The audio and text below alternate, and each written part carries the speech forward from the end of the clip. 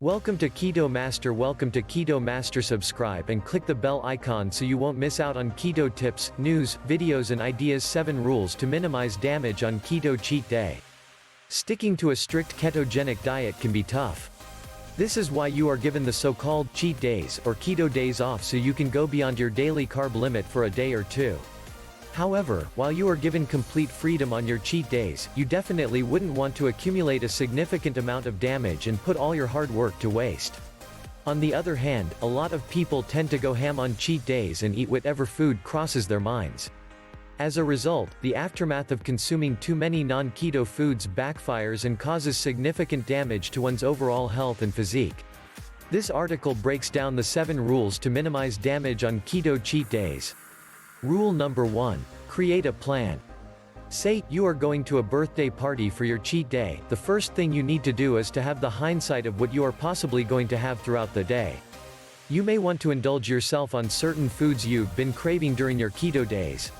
That said, it's best to list the foods you've been wanting to eat, but still be cautious enough and don't go nuts over these foods, especially if you know they're not keto friendly.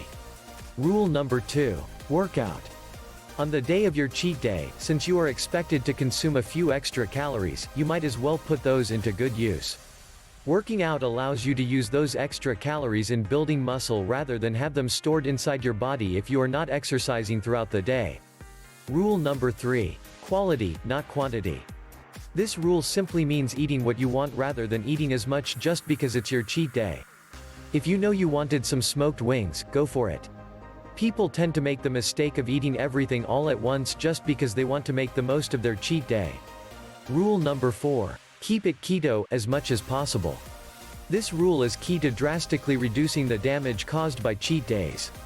If there's a food that you like, and you have an option to choose one with high fat, high protein, and low carbs, then cool. Moreover, doing your cheat meals following a keto and excess policy is the key to minimizing damage.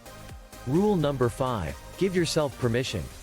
Whether you are going on a full keto cheat or just a carb cheat day, permit yourself to eat the foods you want and not feel guilty about it.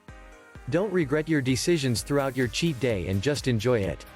Being on a ketogenic diet can be tough, and you've probably worked very hard throughout your keto days. Therefore, you deserve a cheat day.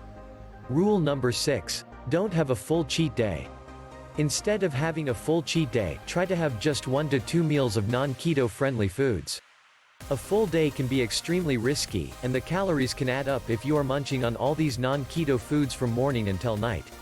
Moreover, your body is used to a low-carb diet, and if you go way beyond your daily carb limit, you are surely going to experience the after effects of high-carb meals the next day. Rule number 7. Plan out tomorrow. Undeniably, the hardest part of having a cheat day is getting back on track. It can be a slippery slope for most people. Therefore, have a good plan and set your goals for tomorrow. Create a to-do list of the activities you are going to have and also plan your meals for the next day. Wrap up. Those are the 7 rules to minimize the damage a keto cheat day can do to your diet, physique, and overall health.